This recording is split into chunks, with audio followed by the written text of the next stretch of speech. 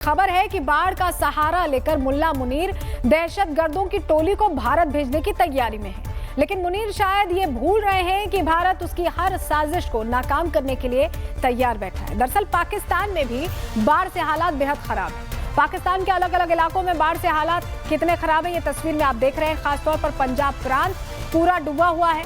अलग अलग नदियां उफान पर हैं, जिस वजह से पाकिस्तान का बड़ा हिस्सा जलमग्न है। तो आपने पाकिस्तान की ये तस्वीरें हम आपको दिखा रहे हैं, कैसी स्थिति बनी हुई है, कैसी स्थिति बनी हो। पूरा का पूरा पंजाब पानी में डूबा हुआ है।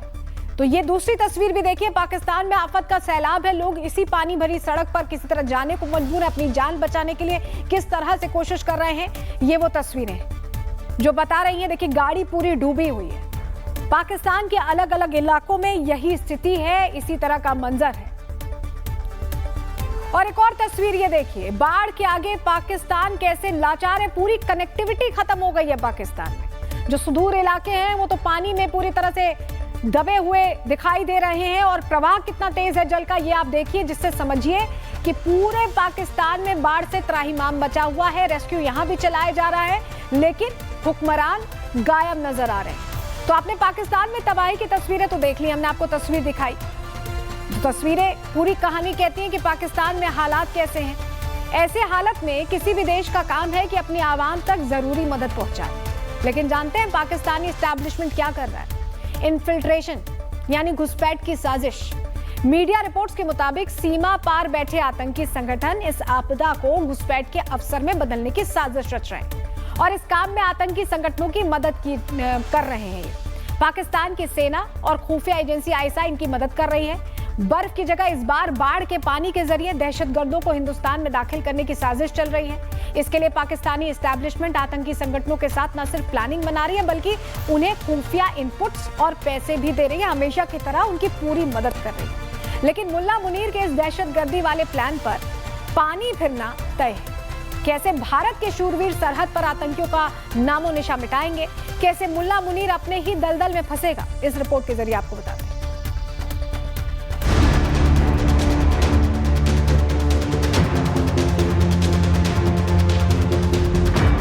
पाकिस्तान में हर तरफ तबाही का आलम है। सड़कों पर सैलाब है।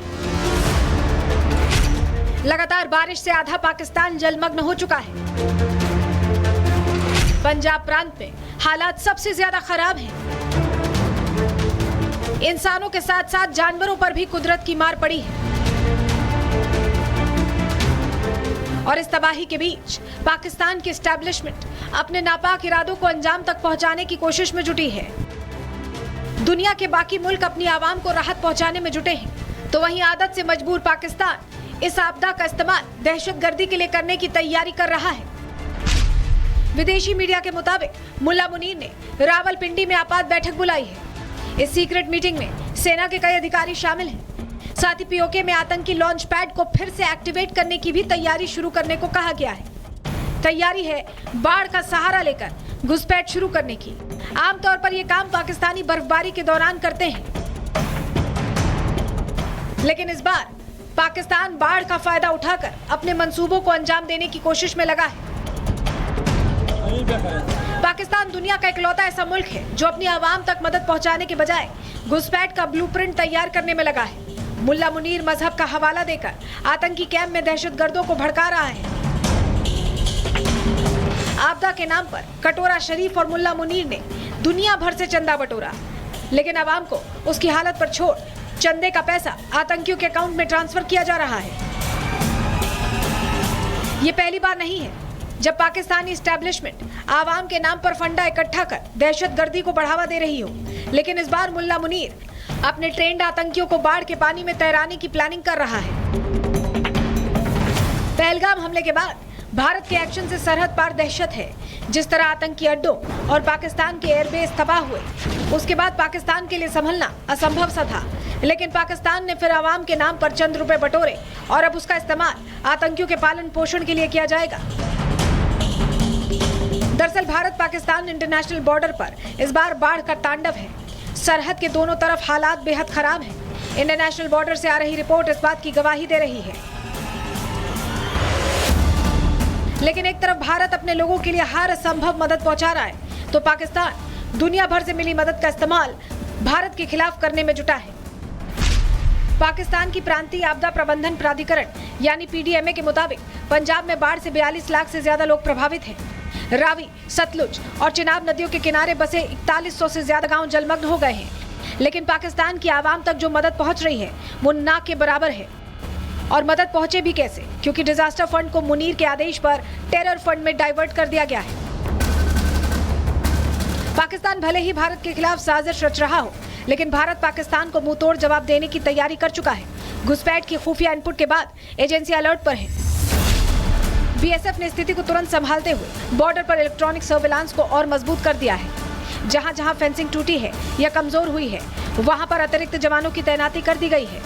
सीमा सुरक्षा बल की कोशिश है कि पाकिस्तान की ओर से किसी भी घुसपैठ की कोशिश को समय रहते नाकाम किया जा सके। जाहिर है कि पाकिस्तान अपने मंसूबों को अंजाम तक नहीं पहुंचा पाएगा, लेकिन हर बार की तरह इस बार भी आवाम के नाम पर आतंकवाद को बढ़ाने की पूरी प्लानिंग कर ली गई है। Bureau report, Republic Bharat.